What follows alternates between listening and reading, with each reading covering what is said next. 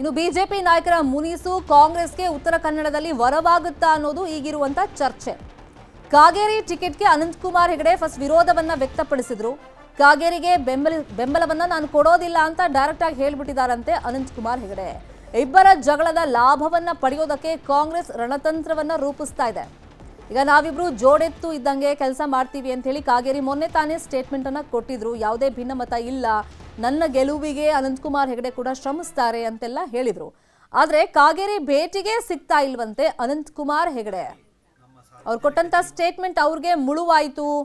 ಕೆಲವೊಂದು statement especially ಸಂವಿಧಾನ ಬದಲಾವಣೆಯ ಸ್ಟೇಟ್ಮೆಂಟ್ಗಳು ಇದೆಯಲ್ಲ, ಸೊ ಅದ್ರ ಬಗ್ಗೆ ಬಿಜೆಪಿ ಅವರು ಪದೇ ಪದೇ ಹೇಳ್ತಾ ಇದ್ರು ಅವರ ವೈಯಕ್ತಿಕ ಸ್ಟೇಟ್ಮೆಂಟ್ ಹೊರತು ಪಕ್ಷಕ್ಕೂ ಇದಕ್ಕೂ ಸಂಬಂಧ ಇಲ್ಲ ಅಂತ. ಫೈರ್ ಬ್ರ್ಯಾಂಡ್ ಅಂತ ಗುರುತಿಸಿಕೊಂಡಿದ್ದವರು ಬಿಜೆಪಿಯಲ್ಲಿ ಈ ಬಾರಿ ಟಿಕೆಟ್ ವಂಚಿತರಾಗಿದ್ದಾರೆ. ಅಭಿವೃದ್ಧಿ ಕೆಲಸ ನಾನು ಅನಂತಕುಮಾರ್ ಹೆಗಡೆ ಅವರು ಅನೇಕ ದಶಕಗಳಿಂದ ಒಟ್ಟಾಗಿ ನಮ್ಮ ಸಾರ್ವಜನಿಕ ಜೀವನವನ್ನ ನಾವು ನಡೆಸಿದಂಥವ್ರು, ನಮ್ಮ ರಾಜಕೀಯ ಜೀವನವನ್ನ ನಾವು ನಡೆಸಿದಂಥವ್ರು.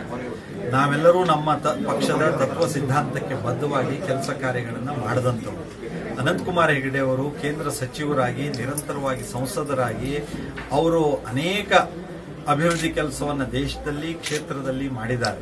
ಅವರದೇ ಆದಂತಹ ವಿಶೇಷವಾದಂತಹ ಕಲ್ಪನೆ ಏನಿದೆ, ಅವರ ಜೊತೆಯಲ್ಲಿ ನಾನು ಮಾತನಾಡಿ ಅವರ ಸಲಹೆ ಸೂಚನೆಯನ್ನು ಪಡೆದು ಮುಂದಿನ ದಿನಗಳಲ್ಲಿ ನಮ್ಮ ಕ್ಷೇತ್ರದ ಅಭಿವೃದ್ಧಿಗೆ ನೀತಿ ನಿರೂಪಣೆಯ ವಿಷಯಕ್ಕೆ ನಾನು ಅವರ ಸಲಹೆ ಸೂಚನೆ ಸಹಕಾರವನ್ನ ನಾನು ಪಡಿತೇನೆ. ನಾನು ಅನಂತಕುಮಾರ್ ಹೆಗಡೆ ಅವರು ಅನೇಕ ದಶಕಗಳಿಂದ ಒಟ್ಟಾಗಿ ನಮ್ಮ ಸಾರ್ವಜನಿಕ ಜೀವನವನ್ನ ನಾವು ನಡೆಸಿದಂಥವ್ರು, ನಮ್ಮ ರಾಜಕೀಯ ಜೀವನವನ್ನ ನಾವು ನಡೆಸಿದಂಥವ್ರು.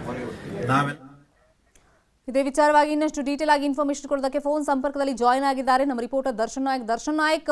ಕಾಗೇರಿ ಅವರು ಮೊನ್ನೆ ಸ್ಟೇಟ್ಮೆಂಟ್ ಕೊಡುವಾಗ ಜೋಡ್ ಎತ್ತುಗಳ ರೀತಿಯಲ್ಲಿ ನಾವು ಕೆಲಸ ಮಾಡ್ತೀವಿ, ನನ್ನ ಗೆಲುವಿಗೆ ಅನಂತಕುಮಾರ್ ಹೆಗಡೆ ಸಹಕಾರ ಕೊಡ್ತಾರೆ ಅಂತ ಹೇಳಿದ್ರು. ಬಟ್ ಭೇಟಿಗೆ ಇಲ್ಲ ಅವರು ಸಿಗ್ತಾ ಇಲ್ವಲ್ಲ ಕೈಗೆ. ತಮ್ಮ ಆಪ್ತರ ಮುಖೇನ ಏನ್ ಸಂದೇಶ ಕೊಟ್ಟಿದ್ದಾರೆ ಕಾಗೇರಿಗೆ? ಶರ್ಮಿತಾ, ಈಗ ಉತ್ತರ ಕನ್ನಡ ಜಿಲ್ಲೆಯ ಲೋಕಸಭಾ ಕ್ಷೇತ್ರದಲ್ಲಿ ಬಿಜೆಪಿ ಎರಡು ಹೋಳಾಗಿರೋದಂತೂ ಖಂಡಿತ ನಿಜ. ಅದರಲ್ಲೂ ಒಂದು ಅನಂತಕುಮಾರ್ ಹೆಗಡೆ ಅವರ ಬಣ, ಇನ್ನೊಂದು ವಿಶ್ವೇಶ್ವರ ಹೆಗಡೆ ಕಾಗೇರಿ ಅವರ ಬಣ.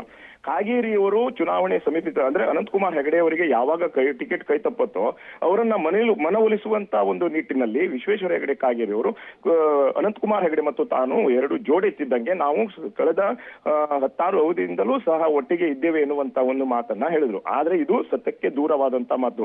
ಕಳೆದ 6 ಅವಧಿಯಲ್ಲೂ ವಿಧಾನಸಭೆ ಚುನಾವಣೆ ಆಗಿರ್ಬೋದು, ಲೋಕಸಭೆ ಚುನಾವಣೆ ಆಗಿರ್ಬೋದು, ಇವರು ಎರಡೂ ನಾನೊಂದು ತೀರ ನೀನೊಂದು ತೀರ ಇದ್ದಂಗೆ ಇದ್ರು. ಆದ್ರೆ ಈಗ ಅನಂತಕುಮಾರ್ ಹೆಗಡೆ ಅವರಿಗೆ ಯಾವಾಗ ಟಿಕೆಟ್ ಕೈ ತಪ್ಪತ್ತೋ ಆವಾಗ ಇವರು ತಾವು ಜೋಡೆತ್ತು ಎನ್ನುವಂತ ಒಂದು ವಿಷಯವನ್ನ ಬಿಂಬಿಸ್ತಾ ಇದ್ದಾರೆ.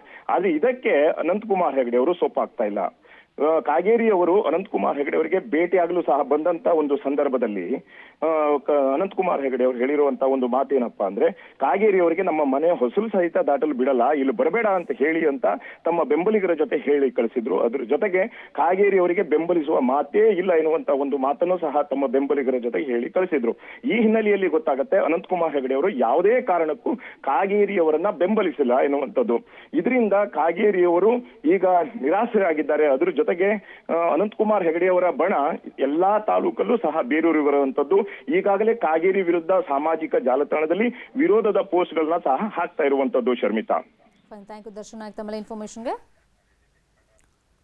ಬೆಂಗಳೂರು ಗ್ರಾಮಾಂತರ ಗೆಲ್ಲೋದಕ್ಕೆ ದೋಸ್ತಿ ರಣತಂತ್ರವನ್ನ ರೂಪಿಸ್ತಾ ಇದೆ. ಏಪ್ರಿಲ್ 4ನೇ ತಾರೀಕು ಡಾಕ್ಟರ್ CN ಮಂಜುನಾಥ್ ನಾಮಪತ್ರ ಸಲ್ಲಿಕೆಯನ್ನ ಮಾಡ್ತಾರೆ. 1000 ಜನರನ್ನ ಸೇರಿಸಿ ನಾಮಪತ್ರ ಸಲ್ಲಿಕೆಗೆ ದೋಸ್ತಿ ನಾಯಕರು ಸಿದ್ಧತೆಗಳನ್ನ ಮಾಡಿಕೊಳ್ತಾ ಇದ್ದಾರೆ.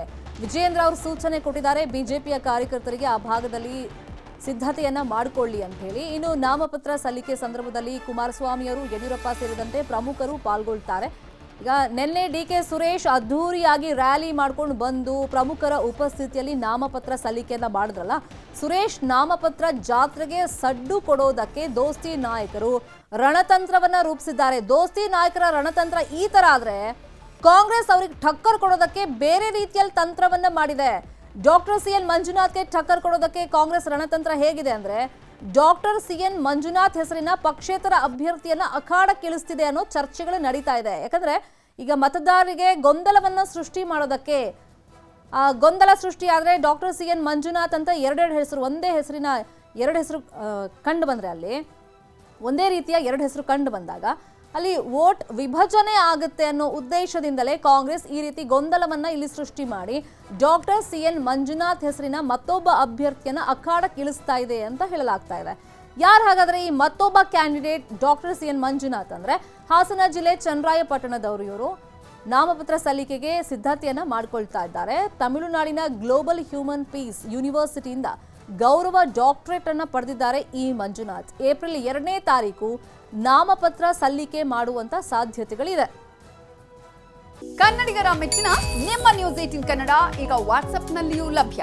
ಕರ್ನಾಟಕ ಮತ್ತು ದೇಶ ವಿದೇಶದ 360 ಡಿಗ್ರಿ ಸುದ್ದಿ ವಿವರವನ್ನ ನೀವು ನಿಮ್ಮ ಕೈ ಬೆರಳುಗಳಲ್ಲಿಯೇ ಪಡೆಯೋದಿಕ್ಕೆ ಈ QR ಕೋಡ್ ಅನ್ನ ಸ್ಕ್ಯಾನ್ ಮಾಡಿ. ನಮ್ಮ ಚಾನೆಲ್ ಅನ್ನ ಫಾಲೋ ಮಾಡಿ, ನೋಟಿಫಿಕೇಶನ್ ಆನ್ ಮಾಡಿ.